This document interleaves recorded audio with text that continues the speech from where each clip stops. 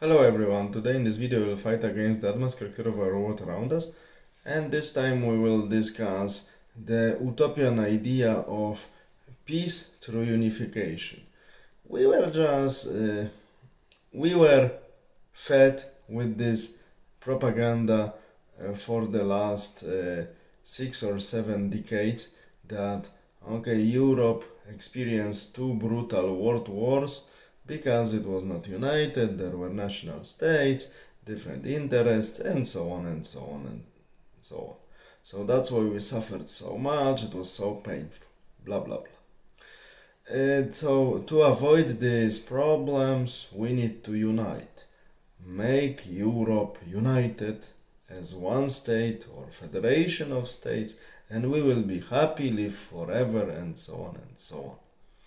We see that on the large area of Europe since 1945 we have peace. Okay, fine, but not in all of them. We need to emphasize Yugoslavia and so on and so on. But there is another question.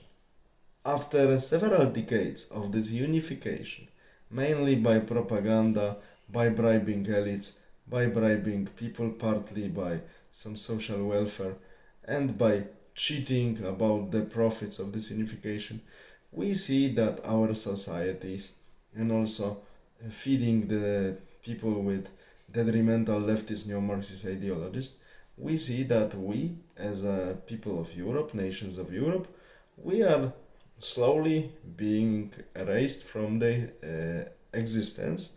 We are going down from the stage of history. Many people are on psychodrugs, many people are lazy due to the social welfare, and we are being slowly replaced by newcomers, mainly from Middle East or Northern and Sub-Saharan Africa. And now, are we really safe after several decades of this forced peace and this forced unification? We see that conflicts are still with us at our borders, like Ukrainian conflict, still Balkan conflict, Caucasus conflict. So conflicts were not fully eliminated from the European continent. The problems came. We are declining as societies, and despite the fact the united Europe was promised to be democratic, we see that there are two dominant powers, and one is much more stronger than the second one. I mean Germany and France, and Germany is the most powerful, and Germans try to uh, have everyone else as minions, other states as their own minions, serving their own national interest, understood as Germans beautifully say it, I love it, that they want to take more responsibility for Europe. Yeah, they were already taking in history their responsibility for Europe several times, and we know how it ended. And now they want to do it through the structures of European Union, and they are doing it. Luckily, some nations, like recently Polish nation and for many years Hungarian nations and Slovakians recently, are aware of this, what's happening, and they are opposing this horribly bad process. British already escaped from this European Union madhouse, German madhouse, a few years ago, and we see that this is what we are given by this forceful unification.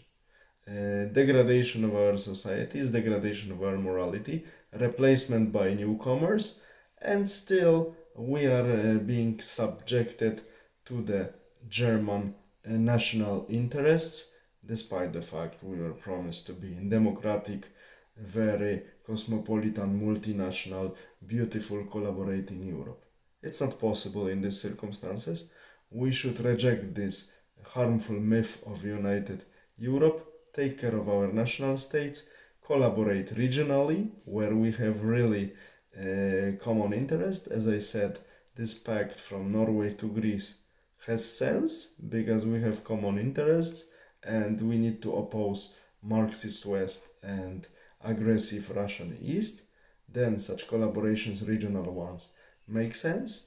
General collaboration through entire Europe, as we see, doesn't make sense, and it's detrimental for us. All the best. Have a nice day. Bye.